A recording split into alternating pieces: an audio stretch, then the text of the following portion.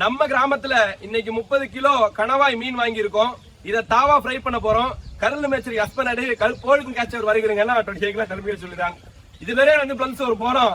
இது வந்து காலமாயும் அதில் பார்த்தீங்கன்னா மீனை வந்து சுத்தம் பண்ணி ரிங் எடுத்துக்கு மாதிரி வெட்டுவோம். இதுதான் நல்ல ருசிக்கிற விஷயம். மிளகாய்த்தூள், மஞ்சள், கறிவேப்பிலை போட்டு நல்லா மசாலா தேய்ச்சி விடுவோம். வாசனையே அடிக்குது. தந்தா என்னதுக்கு இந்த மங்கம் தரப்பு உப்பு வச்சிருச்சிருந்தேன். அதுக்காக உள்டா ஒரு இந்த மங்கள் ஃபுல் இருக்கு. அதை பத்தி பாத்துங்க. ஆவால போட்டதும் சத்தம் பாருங்க. கறிவேப்பிலை போட்டா வாசனை ஊரே மணக்கும். போடார் போன கூட்டருக்கு வந்து பேசுற பண்ணி இலைகளெல்லாம் சாப்பிட்டீங்க. வீடியோ ஒரு மச்சன தவா ஃப்ரை ரெடி. சுவை அசத்தல்.